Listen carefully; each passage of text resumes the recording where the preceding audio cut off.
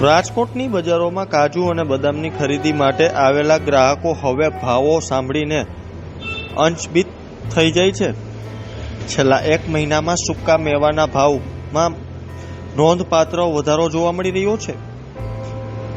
જમ્મુ કાશ્મીરના પહેલગામમાં થયેલા હુમલા બાદ ભારત અને પાકિસ્તાન વચ્ચે યુદ્ધની પરિસ્થિતિને કારણે ડ્રાયફ્રૂટના ભાવમાં નોંધપાત્ર વધારો થયો છે. અત્યારે ડ્રાયફ્રૂટના ભાવ 10 થી 15% વધારો જોવા મળી રહ્યો છે.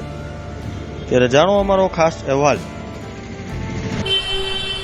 ડ્રાયફ્રૂટની અંદર ઉપર મથક ઉપર જુઓ તો ઈરાન, અફઘાન, પાકિસ્તાનના જે માલો આવતા હતા તે ક્રોપ તો ખૂબ છે, ત્યાં માલ પુષ્કળ છે, પણ યુદ્ધના જે આ ભણકારા વાગ્યા એના હિસાબે 10 થી 15% વેરિએશન ભાવમાં આવ્યું છે, ભાવ વધ્યો છે.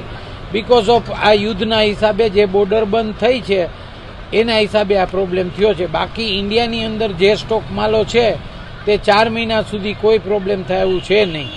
જનરલી અચાનક બોર્ડર બંધ થઈ એમના હિસાબે માર્કેટની અંદર અંદરો વેપારી માલ વેચતા બીવે છે કે આગળ જતા માલ મળશે કે નહીં. તો બોર્ડર ન ખુલે ત્યાં સુધી આ 10-15% વેરિએશન રહેશે, ત્યાર પછી કોઈ ચિંતા કરવાની જરૂર નથી. અને આ સિવાય કદાચ બોર્ડરો બંધ રહે તો પણ ઇન્ડિયામાં માલની કોઈ પ્રોબ્લેમ થાય એવી કોઈ ચિંતા નથી.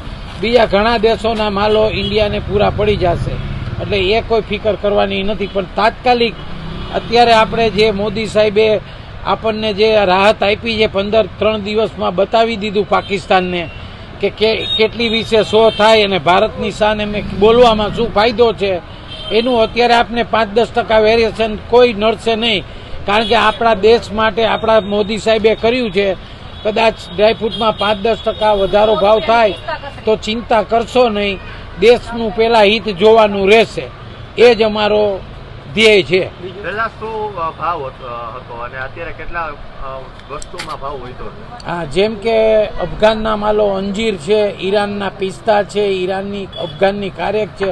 આ અફઘાનના માલો બધા વાયા પાકિસ્તાન થઈને આવતા હતા, કારણ કે રસ્તો એ છે વાઘા બોર્ડરથી માલ નીકળે તો અફઘાનનો માલ વાયા પાકિસ્તાન થઈને આવે, અંજીર પણ પાકિસ્તાન થઈને આવે, જરદાલુ, કાળી દ્રાક્ષ છે, આ બધું ઈરાન અફઘાનના માલો પાકિસ્તાન થઈને આવતા. એની અંદર અત્યારે 10% જેવો ભાવનો વધારો છે આ 4 વસ્તુમાં. ત્યાર એ સિવાય બીજી કોઈ ચિંતાની જરૂર નથી. અને આગળ જતાં પણ 5-15 દિવસમાં બધું લેવલ આવી જશે. આપણે ઇન્ડિયાના પણ અત્યારે બીજા જેમ કે અફઘાનની દ્રાક્ષ આવે એમ ઇન્ડિયાની પણ દ્રાક્ષ બહુ સરસ આવે છે. અને હવે પહેલાં કરતાં ઇન્ડિયાનો ક્રોપ પણ સુધરવા માંડ્યો છે. આપણો પણ માલ અફઘાન જેવો જ થવા માંડ્યો છે, જેથી આપણે ડરવાની જરૂર નથી.